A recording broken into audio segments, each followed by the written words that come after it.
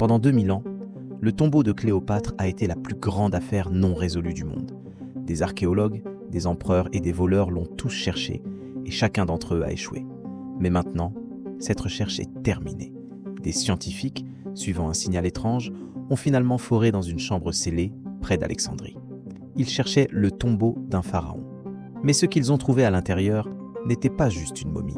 C'était un avertissement vieux de 2000 ans, une machine et une découverte qui changent tout ce que nous pensions savoir sur le monde antique. La théorie qui a tout changé.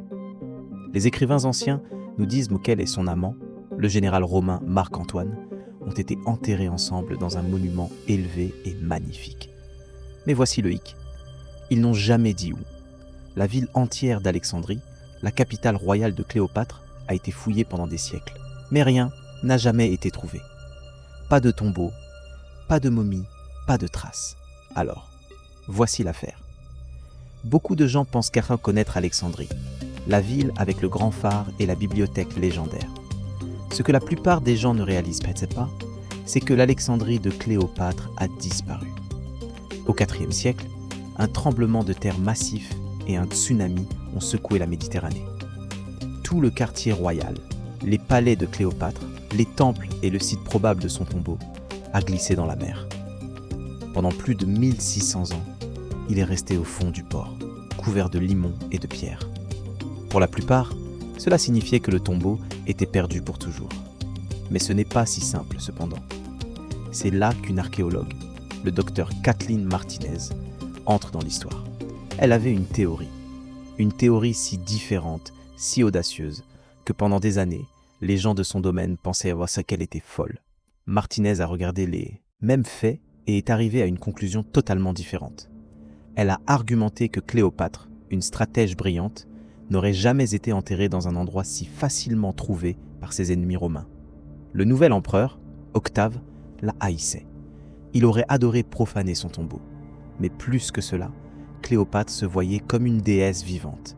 Plus précisément, elle s'appelait la nouvelle Isis. Isis était la déesse égyptienne de la magie, de la maternité et de l'au-delà. Toute son histoire tournait autour de son mari, le dieu Osiris, qui avait été trahi et lui avait été enlevé. Isis l'a cherché, l'a rassemblé et a utilisé sa magie pour le ramener à la vie. Ouais, à ce sujet. Martinez croyait que Cléopâtre, maîtresse de l'image publique, aurait voulu que sa propre mort reflète ce mythe. Elle ne serait pas enterrée, elle serait transformée. Pour faire cela, elle aurait besoin d'être enterrée non pas dans son palais, mais dans un lieu saint dédié à Osiris. Un endroit où, dans la mort, Isis, Cléopâtre, pourrait être réunie avec son mari, Marc-Antoine, et atteindre la résurrection. L'indice caché. L'équipe à Taposiris Magna trouvait des choses intéressantes, mais pas le prix principal. Ils ont découvert des pièces avec le visage de Cléopâtre, des statues de la déesse Isis et des puits menant à des sépultures. Mais c'était tout du bruit de fond. Le facteur wow manquait, mais Martinez était convaincue qu'il ne faisait qu'effleurer la surface. Elle avait raison, mais elle n'avait aucune idée de ce qui était sous ses pieds. Le premier indice était un rapport oublié de 1972. Une équipe de scientifiques soviétiques avait scanné la même crête cherchant du pétrole. Leur équipement sismique a capté quelque chose de bizarre. Une vibration faible et rythmique venant de profondément sous terre. Ce n'était pas un tremblement de terre, c'était une pulsation parfaitement minutée, se répétant toutes les 42 secondes. Les tribus bédouines locales le savaient depuis des siècles. Ils avaient un nom pour la zone, Ab al-Nafas, l'endroit qui respire. Les soviétiques ont enregistré les données et, parce que c'était la guerre froide, elles ont été classées et oubliées. Avance rapide jusqu'au début des années 2000. Des scans satellites de la même crête ont montré des motifs étranges sous le sable, des formes propres et géométriques qui semblaient faites par l'homme. Et écoutez ça. L'imagerie thermique a montré que ces formes émettaient une faible signature thermique. Quand l'équipe de Martinez a obtenu ces nouvelles données, ils ont apporté leur propre équipement high-tech. Et la pulsation était toujours là. 42 secondes, comme une horloge. Le plus fou, c'est le nombre lui-même. Dans l'ancien livre des morts égyptiens, l'âme, dans son voyage vers l'au-delà, devait faire face à 42 juges qui décideraient de son sort. Une coïncidence ? Peut-être, mais c'était glaçant. L'équipe a commencé une excavation contrôlée basée sur les images satellites.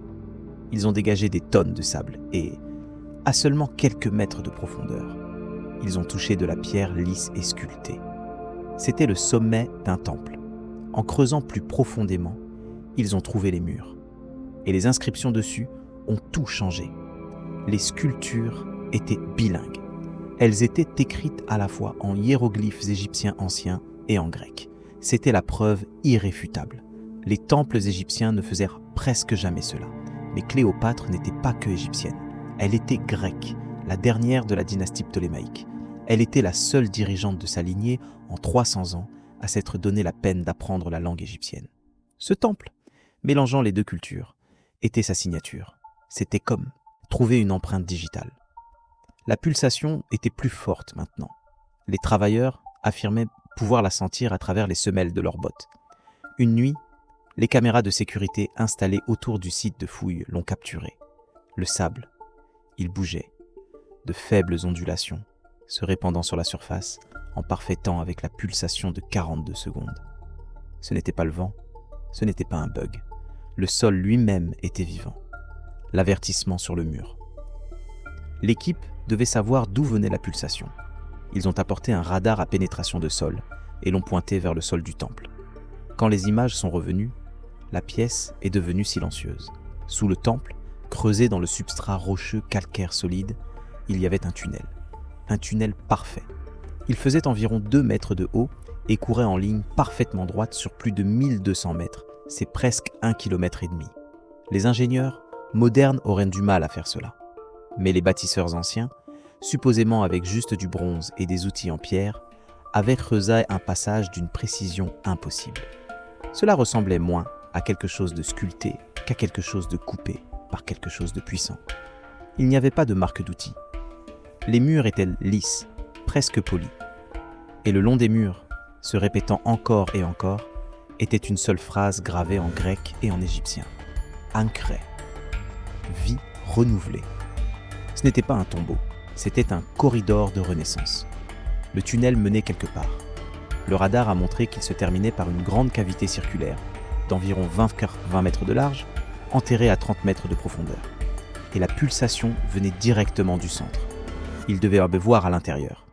L'équipe a foré un trou de sonde étroit, perçant la dernière couche de roche.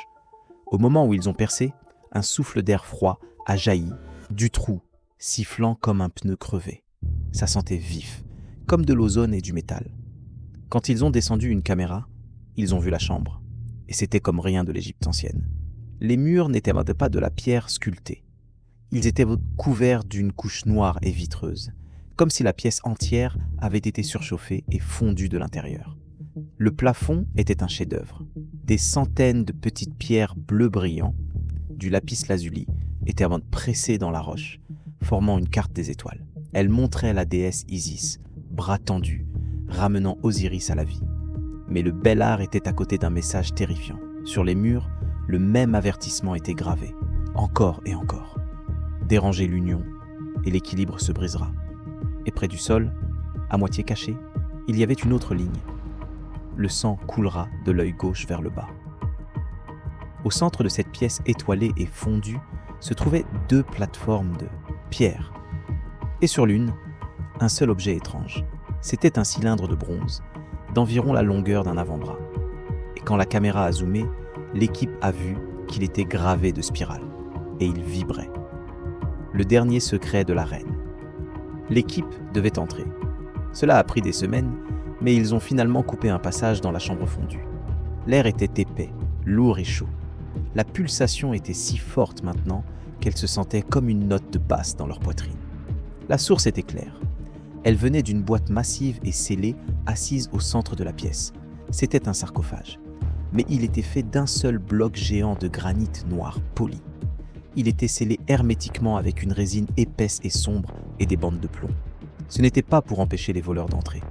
C'était pour garder quelque chose à l'intérieur.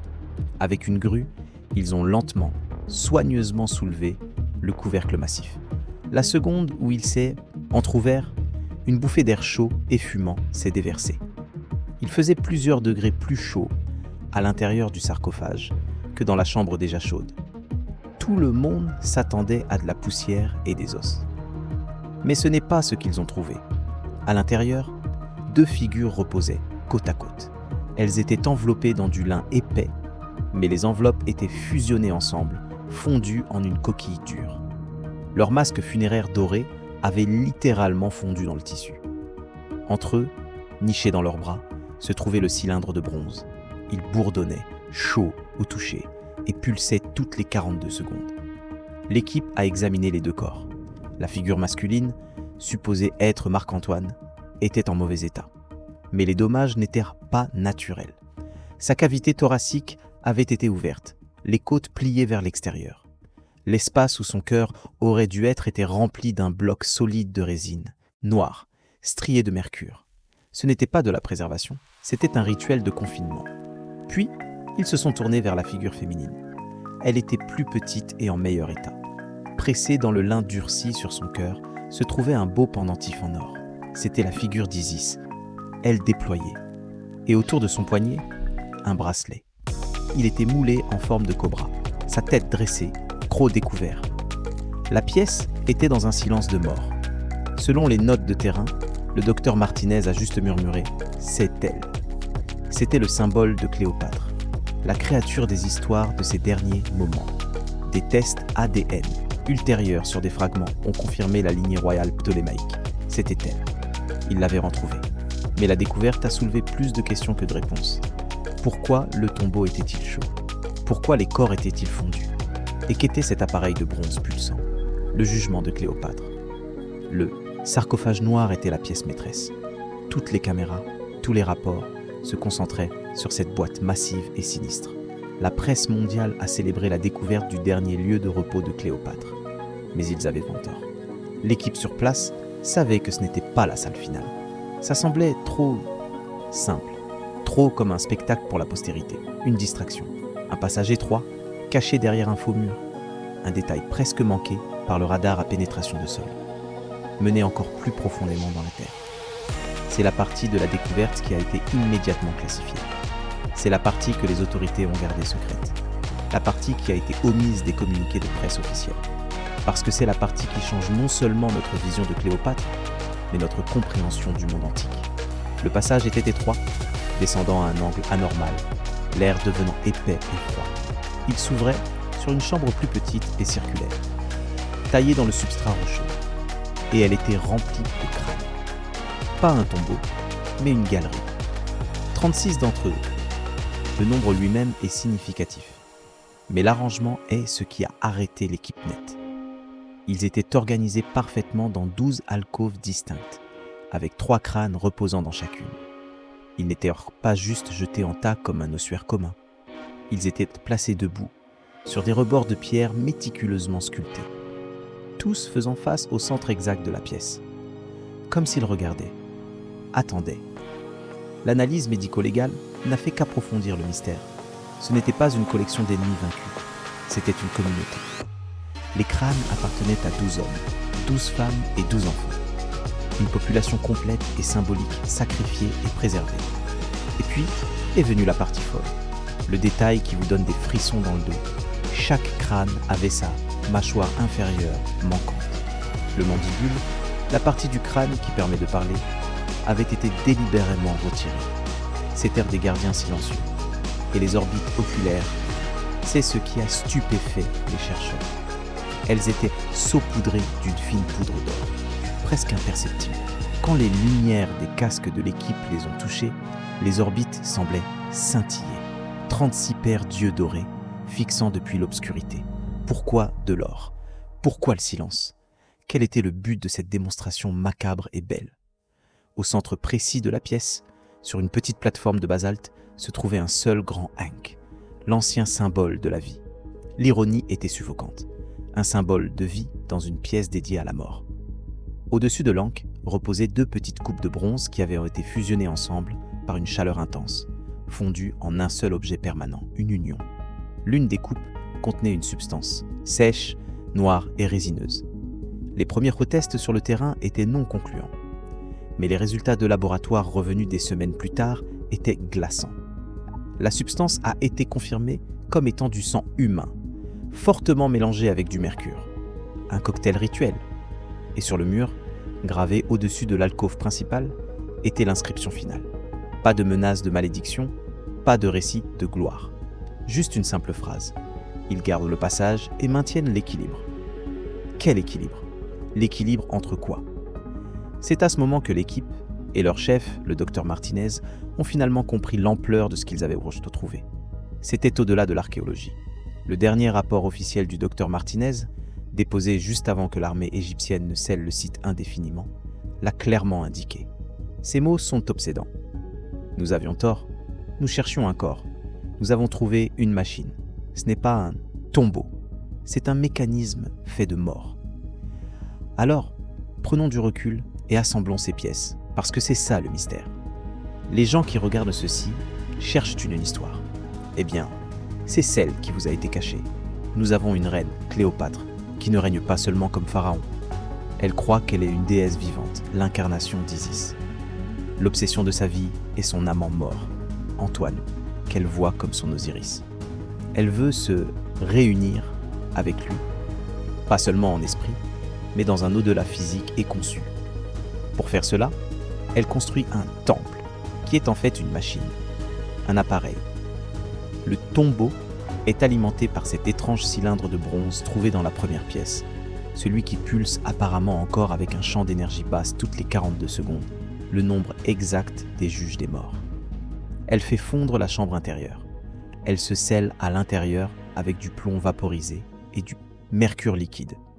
Et elle utilise 36 gardiens, les crânes silencieux aux yeux dorés, et un sacrifice de sang dans 2 coupes fusionnées pour maintenir l'équilibre.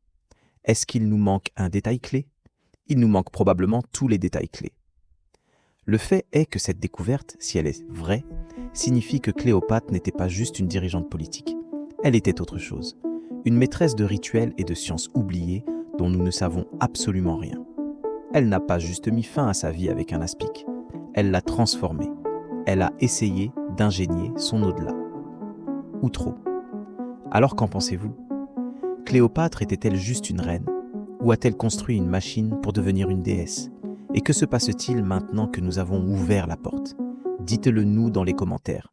Et n'oubliez pas de liker et de vous abonner.